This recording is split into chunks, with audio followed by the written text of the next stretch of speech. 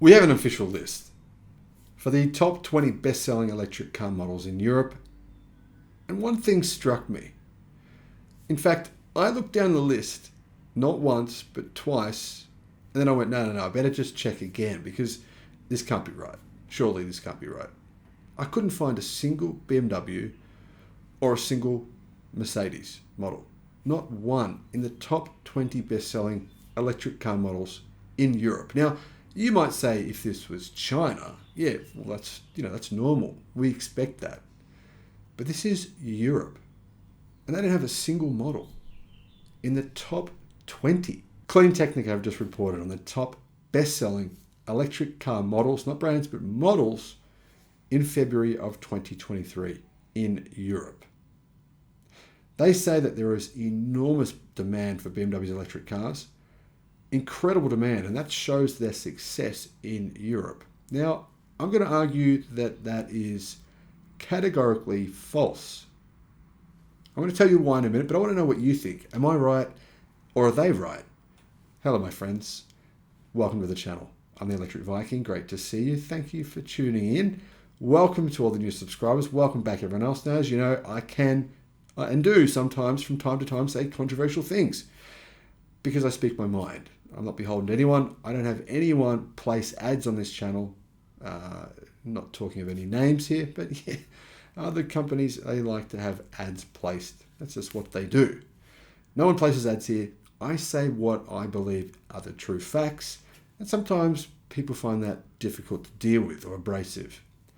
In first place, in Europe, in the second month of the year in February, Tesla Model Y. It dominated the market at a level possibly never seen before. 17,205 Model Ys were delivered in February. Now, Clean Technica says the only reason for this is because Tesla are making lots. If they weren't making lots, then they simply wouldn't have delivered lots. Or if other companies were making lots, Tesla wouldn't have delivered lots. That's what they say. Do you agree with that? Let me know. Second place was Volkswagen ID3 with 5,382 deliveries. In other words, Tesla sold more than 3 times as many as the second placed model in Europe. In third was the ID4 with 5,147 deliveries. In fourth was the Fiat 500e with 4,844 deliveries. And in fifth was the Audi Q4 e-tron with 4,713. Now, in sixth place was the Volvo XC40 with 4,400 fully electric vehicle deliveries.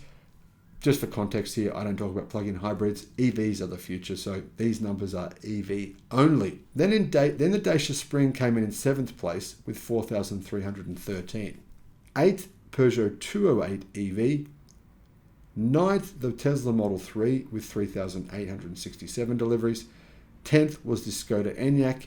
11th, the Renault Megane EV.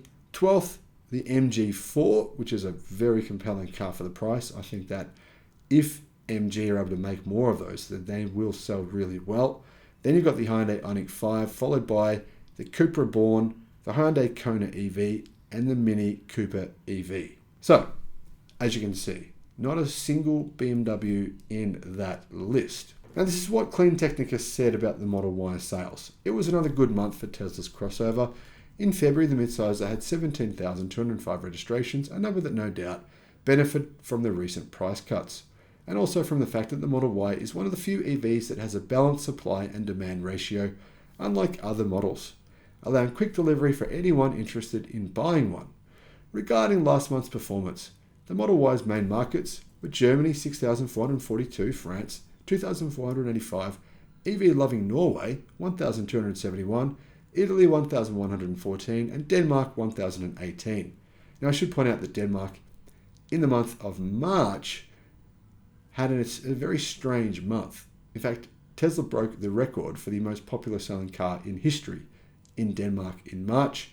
They doubled the previous record, delivering more than 3,000 of the Model Y, which was just insane, considering the previous record was set in 2012. Clean Technica did also say one positive thing about Tesla. They said expect the Model 3 to experience a peak result in March meaning it will reach the podium position likely in that month. They also said an impressive performance came from the value for money king, the MG4, which by the way is not much cheaper than a Tesla Model 3, getting to 14th place with 2,735 registrations, and the new Cupra Born achieving 16th place with 2,600 registrations. So the top selling vehicles in Europe for the first 2 months of the year, the Model Y is in a clear first place with 24,600 deliveries, and in second place is the ID3 with 8,700. So in other words, Tesla have sold 3 times as many Model Ys as the second place top selling EV in Europe for the first 2 months of the year. Based on the numbers I've seen so far, that trend is likely to continue or possibly even increase in March. Now, Clean Technica does report on the best-selling brands, and it says that Tesla is actually the best-selling brand as a group in Europe. Now, I'm not sure why this hasn't really been talked about much, but this is pretty relevant because this means that Tesla has jumped up in the battle for Europe from 5th place to 1st place. Tesla are the best-selling car brand of electric cars in Europe this year. Now, that won't change in March. Based on the sales numbers I've seen, that will actually increase Tesla's lead. Now, in second place was Volkswagen, third was Mercedes, fourth was BMW, and fifth was Volvo, but it's very hard to know what those numbers are because they include plug-in hybrids. So I don't actually know what Tesla's official lead is. We just know that they are definitely winning in this segment. So this all means that electric cars have increased in sales by 31% compared to the first 2 months of last year. Unfortunately, there's only really one company that's having a big increase in sales in Europe, and that's Tesla. Everyone else, they're sort of sticking with the status quo, increasing a little bit here and there, some down, some up, for the most part, up a little bit, not a whole lot. Really, it's disappointing to see. I wish they'd make more EVs because it's true. There's a lot of demand in Europe and it's not being met. Now, Jose writes for Clean Technica that BMW has actually disclosed, or it came to his knowledge, that they have a 12-month wait list for their electric cars this year. Now, that was disclosed in the Tesla segment. And what I'm curious to know is why this is considered a positive. Now, in my opinion, the fact that BMW doesn't have a single electric car in the top 20 best-selling electric cars in all of Europe, is not actually a positive thing. It's a negative thing. Now, BMW is saying, hey, everyone wants our EVs. Clearly, we have 12 months wait list. And clearly Clean Technica is saying the same thing. BMW must have an immense amount of desire, a number of people wanting their EVs, and that may be true. But if you're not making them, I'm not really sure how this is relevant. If they were making a lot, maybe they'd have a couple of EVs in the top 20. And then we could give them some credit and say, hey, BMW, come to the party. They're not doing a Kodak here. They're actually making digital cameras. They're actually making smartphones rather than the old product. But they're not. They're clearly not making very many of them. And then claiming they have a win here because they have 12 months of backlog. Personally, I see this as a negative. I think BMW are simply letting down their customers, making them wait that long and losing customers in the process. Where is Tesla getting all these new customers from? In the United States, we know where they're coming from, right? We've seen BMW sales go down, Tesla's rise rapidly.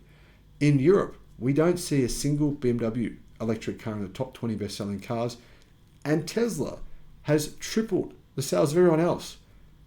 At least, the second place bestseller has 1/3 the sales of Tesla, of the Tesla Model Y.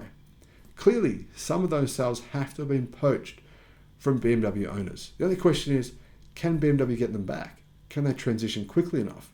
In my opinion, this is a very significant cause for concern for BMW shareholders. It's something you should be thinking about and going, well, is this a problem? Can they transition fast enough? Can they afford to pay their debts when they borrow, the 50, 60, 70, $80 billion needed to transform their factories or to build new factories, to start figuring out how to produce a large number of EVs. Way under 10% of the products that they sell are fully electric, well under 10%.